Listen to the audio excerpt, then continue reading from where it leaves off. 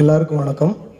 இந்த வீரம் படம், இந்த வீரம் படத்தினுடைய director Siva sir, cameraman Vetri sir, art director Milan sir, DSP sir, editor sir, எல்லாருமே பார்த்தீங்கன்னா நல்ல ஒரு வைப்ரேஷன், நல்ல ஒரு ஃப்ரெண்ட்ஸ் மாதிரி ஒர்க் பண்ணியிருக்கோம்.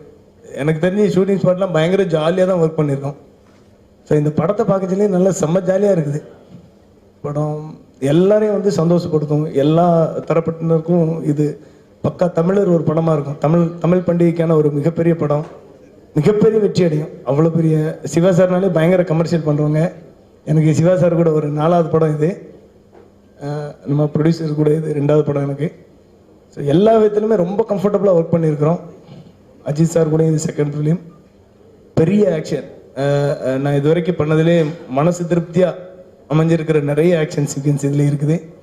ஸோ அதனால் ரொம்ப பெரிய சந்தோஷத்தில் இருக்கிறேன். நான் எல்லாரும் மாதிரி நானும் வந்து தியேட்டரில் ஃபஸ்ட்டு ஷோவில் கூட்டமாக உட்காந்து அந்த சந்தோஷத்தை அனுபவிக்கணும்னு ஆசைப்படுறேன். இந்த படம் மிகப்பெரிய வெற்றி அடையணும்னு ஆண்டவனை வேண்டிக்கிறேன். தேங்க்யூ.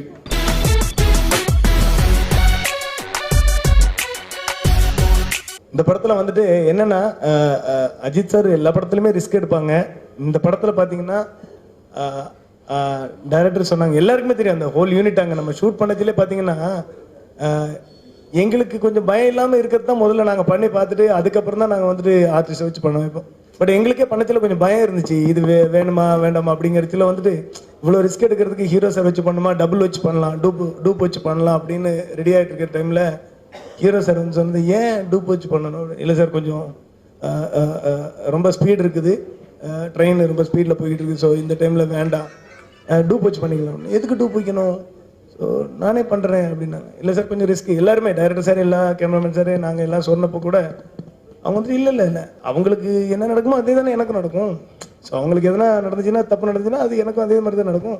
ஸோ பண்ணுனா நான் தானே பேர் வாங்குறேன், ஸோ நானே பண்ணுறேன் அப்படின்னாங்க.